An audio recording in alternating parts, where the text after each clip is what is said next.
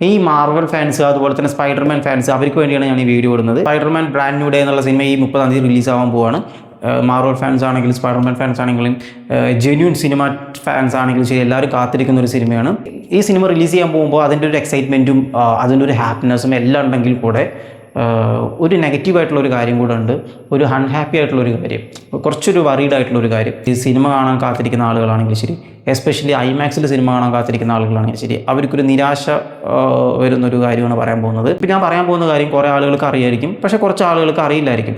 So അങ്ങനെ അറിയാത്ത ആളുകൾക്ക് വേണ്ടിയാണ് ഞാൻ ഈ വീഡിയോ ഇടുന്നത്. നമ്മൾ കുറേ പേര് ഐമാക്സിൽ സ്പൈഡർമാൻ ബ്രാൻഡ് ന്യൂ ഡേ എന്നുള്ള സിനിമ കാണാമെന്ന് വിചാരിച്ചിരിക്കുന്ന ആളുകളായിരിക്കും കുറേ പേര്. അൺഫോർച്ചുനേറ്റ്ലി ഈ സ്പൈഡർമാൻ ബ്രാൻഡ് ന്യൂ ഡേ എന്നുള്ള സിനിമ ഇന്ത്യയിൽ ഐമാക്സിൽ ഒറ്റ തിയേറ്റേഴ്സിലും റിലീസാവില്ല. എന്താണെന്നല്ലേ, നമ്മുടെ ഒഡീസിയാണ് കാരണം. അവസാനം നമ്മുടെ സ്പൈഡർമാനെ എതിരാളിയായിട്ട് ഒഡീസി വന്നിരിക്കുകയാണ്. അതായത് ഇപ്പോൾ ഒഡീസി എന്നുള്ള സിനിമയാണ് ഐമാക്സിൽ എല്ലാ തിയേറ്റേഴ്സിലും ഓടിക്കൊണ്ടിരിക്കുന്നത്.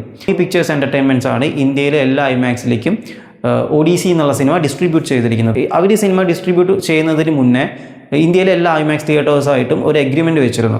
അതായത് ഏകദേശം 3 ആഴ്ചയോളം കണ്ടിന്യൂസ് ആയിട്ട് ഒഡീസി എന്നുള്ള സിനിമ ഐമാക്സ് തിയേറ്റേഴ്സിൽ പ്രദർശിപ്പിക്കണം എന്നുള്ളൊരു നിബന്ധന വെച്ചിട്ടുണ്ടായിരുന്നു. സോ അതുകൊണ്ട് സ്പൈഡർമാൻ ബ്രാൻഡ് ന്യൂ ഡേ എന്നുള്ള സിനിമ റിലീസാകുമ്പോൾ ഈ ഒഡീസി എന്നുള്ള സിനിമ ജസ്റ്റ് 2 വീക്സ് ആയിട്ടാണ് ഉണ്ടാവുള്ളൂ. റിലീസാകുമ്പോൾ 1 വീക്ക് എഗ്രിമെൻറ്റ് കൂടെ ബാക്കിയുണ്ട്. സോ അങ്ങനെ ഇരിക്കുന്ന ഒരു സിറ്റുവേഷനിൽ ഈ ബ്രാൻഡ് ന്യൂ ഡേ എന്നുള്ള സിനിമ ഇന്ത്യയിൽ ഐമാക്സിൽ എവിടെ റിലീസാവില്ല.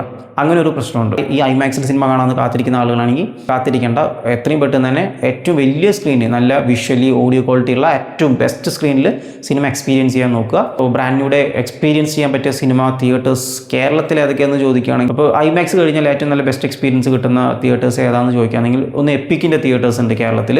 അത്യാവശ്യം നല്ല വിഷ്വലി ഓഡിയോ ക്വാളിറ്റി ഉള്ള അടിപൊളി സ്ക്രീനാണ്. അതായത് തൃശ്ശൂരും അതുപോലെ തന്നെ കോഴിക്കോടും ഓരോ സ്ക്രീൻസാണ് അവൈലബിൾ ഉള്ളത്. പിന്നെ നോക്കുകയാണെങ്കിൽ PXL സ്ക്രീൻ ഉണ്ട് കൊച്ചിയിൽ, PVRൻ്റെ PXL സ്ക്രീനുണ്ട്. അതും അത്യാവശ്യം നല്ല വലിയ സ്ക്രീനാണ്, നല്ല ഓഡിയോ വീഡിയോ ക്വാളിറ്റിയുള്ള അടിപൊളി എക്സ്പീരിയൻസ് ചെയ്യാൻ പറ്റിയ നല്ലൊരു സ്ക്രീനാണ്. പിന്നെ വരുന്നത് ട്രിവാൻഡ്രം ഏരിയസ് പ്ലക്സ് തിയേറ്റേഴ്സാണ്. അതിൽ OD സ്ക്രീൻ 1 ആണെന്നാണ് എനിക്ക് തോന്നുന്നത്. അതും അത്യാവശ്യം ഉള്ളതിൽ വെച്ച് ഏറ്റവും വലിയ സ്ക്രീനാണ്. അതും അടിപൊളി സിനിമാറ്റിക് എക്സ്പീരിയൻസ് കിട്ടുന്ന നല്ല വിഷ്വലി ഓഡിയോ ക്വാളിറ്റിയുള്ള അടിപൊളി സ്ക്രീനാണുള്ളത്. ഇന്ത്യയിൽ one of the second largest giant സ്ക്രീനാണ് എപ്പിക് കോയമ്പത്തൂർ ബ്രോഡ്വേ സിനിമാസിലുള്ളത്. ഞാൻ കുറേ പ്രാവശ്യം എപ്പിക്കിൽ കോയമ്പത്തൂർ ബ്രോഡ്വേ സിനിമാസിൽ സിനിമ കണ്ടിട്ടുണ്ട്. അത് അത്ര വലിയ സ്ക്രീനാണ്, ഇന്ത്യയിൽ തന്നെ സെക്കൻഡ് ലാർജസ്റ്റ് സ്ക്രീനാണ്, ജെയിൻറ്റ് സ്ക്രീനാണ് കേട്ടോ. നല്ലൊരു അടിപൊളി സിനിമാറ്റിക് എക്സ്പീരിയൻസ് കിട്ടുന്ന നല്ലൊരു തിയേറ്ററാണത്. ഇങ്ങനത്തെ എസ്പെഷ്യലി 3D സിനിമാസ്, ഈ സൂപ്പർ ഹീറോ സിനിമാസൊക്കെ കാണാൻ പറ്റിയ നല്ലൊരു തിയേറ്ററാണത്. പിന്നുള്ളത് ഡോൾബി അറ്റ്മോസ് ആണ്. ഡോൾബി അറ്റ്മോസിൻ്റെ തിയേറ്റേഴ്സ് നമ്മുടെ നിലവിൽ കേരളത്തിലില്ല. നോർമൽ ഡോൾബി അറ്റ്മോസ് 7.1 അങ്ങനത്തെ തിയേറ്റേഴ്സ് അല്ല ഉദ്ദേശിക്കുന്നത്. അതുപോലെ തന്നെ LA സിനിമാസ് എന്നുള്ള ട്രിച്ചിയിലൊരു തിയേറ്റേഴ്സ് ഉണ്ട്.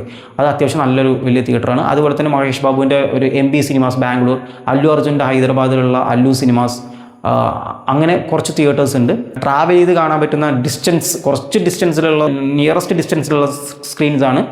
സോ അങ്ങനത്തെ സ്ക്രീൻസിലും സിനിമ എക്സ്പീരിയൻസ് ചെയ്യാം.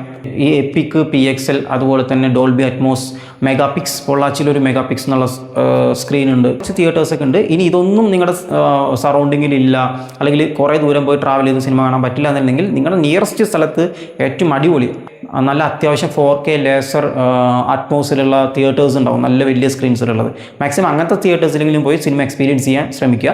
സോ ആ തിയേറ്ററിലെങ്കിലും കിട്ടുകയാണെങ്കിൽ നിങ്ങൾക്ക് അത്യാവശ്യം ഒരു സിനിമാറ്റിക് എക്സ്പീരിയൻസ് കിട്ടാനുള്ള സാധ്യതകളുണ്ട്. സോ ഐമാക്സിന് വേണ്ടി ആരും വെയിറ്റ് ചെയ്യേണ്ട. നിങ്ങളുടെ അടുത്തുള്ള ഏറ്റവും വലിയ ബിഗ് സ്ക്രീൻ ഏതാണോ അതിൽ പോയിട്ട് സിനിമ എക്സ്പീരിയൻസ് ചെയ്യാൻ ശ്രമിക്കുക. സ്പൈഡർമാൻ ബ്രാൻഡ് ന്യൂ ഡേ കാണാൻ പോകുന്ന എല്ലാവർക്കും നല്ലൊരു ബ്രാൻഡ് ന്യൂ ഡേ ആവട്ടെ എന്ന് ആശംസിക്കുന്നു.